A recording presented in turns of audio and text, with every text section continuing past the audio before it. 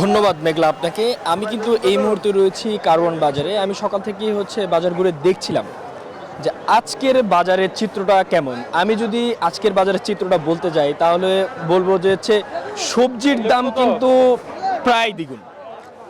সব সবজির দামই কিন্তু হয়ে গিয়েছে ৮০ থেকে ১০০ টাকার মধ্যে সব সবজি।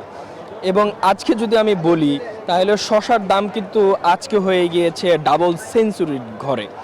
২০০ টাকা কেজিতে কিন্তু আজকে শসা বিক্রি হচ্ছে এবং টমেটো কিন্তু আজকে বিক্রি হচ্ছে ১৫০ টাকা কেজিতে। আমি যদি বলতে যাই একটু বেগুন বিক্রি হচ্ছে আজকে ১২০ থেকে ১৩০ টাকা কেজি এবং যদি আমি একটু কারকল বলতে চাই, কারকল কিন্তু পাওয়া যাচ্ছে ৬০ থেকে ৮০ টাকা। মরিচের দাম একটু বাড়লেও দু একদিন আগেও এখন কিন্তু মরিচের দামটা কিছুটা কমেছে। আজকে কিন্তু পাওয়া যাচ্ছে ১৬০ থেকে ১৮০ টাকা কেজিতে এবং লাউ কিন্তু পাওয়া যাচ্ছে প্রতি পিস ৬০ থেকে ৮০ টাকার মধ্যেই এবং ডিমের দাম কিন্তু কিছুটা বেড়েছে বলেও আমরা দেখেছি। আজকে লাল ডিম কিন্তু বিক্রি হচ্ছে ১৩০ থেকে ৪০ টাকা এবং সাদাটা কিন্তু বিক্রি হচ্ছে ১২০ থেকে ৩০ টাকায়। তো বাজারে আমরা ক্রেতা বিক্রেতাদের সাথে কথা বলে কিন্তু দেখেছি, তারা বলছিলেন যে এই যে বৈরী আবহাওয়া গেল এবং বিভিন্ন জায়গায় জলবদ্ধতা হয়েছে এবং ক্ষেত ডুবে গিয়েছে, যার কারণে কিন্তু সরবরাহ খুবই কম এবং পরিবহন যেই ঘাটতি রয়েছে সেই ঘাটতির কারণেই কিন্তু এই সপ্তাহে সব ধরনের সবজি দাম বেশি বলেই তারা জানিয়েছে। বিক্রেতারা কিন্তু বলছিলেন যে এখন যে পরিস্থিতি রয়েছে সেই পরিস্থিতি কিন্তু এভাবে থাকলে দাম সামনে আরও বাড়তে পারে বলে তাদের আশা।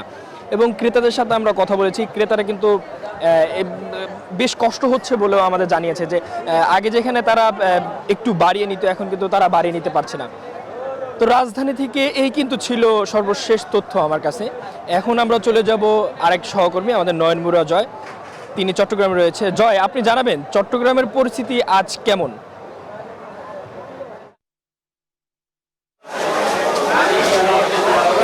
মাহমুদ, আপনি যেমনটা ঢাকার বাজারে খবর জানিয়েছেন তেমনিভাবে সকালে যেহেতু আজকে ছুটির দিন তার কারণে আমরা চট্টগ্রামের বাজারে এসেছি। দেখতে পাচ্ছেন নানা রকমের মাছে ভরপুর বাজার, তো সুন্দর করে সাজিয়ে রাখা হয়েছে যেহেতু ক্রেতা যারা ছুটির দিনে বাজার করে তারা কিন্তু ছুটে আসে বাজারে।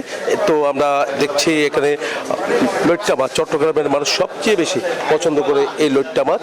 এই লইট্টা মাছের কেজিও কিন্তু আমরা দেখতে পাচ্ছি ২৫০ টাকা কেজিতে তারা বিক্রি করছে। এর আগে আরও বেশি দামে তারা বিক্রি করছে। এখন মাছ আহরণ হচ্ছে যেহেতু কিছুদিন আবহাওয়া অনেকটা খারাপ ছিল, তার কারণে কিন্তু সাগরে মাছ আহরণ করতে যেতে পারেনি। তবে জেলেরা এখন যাওয়া শুরু করেছে।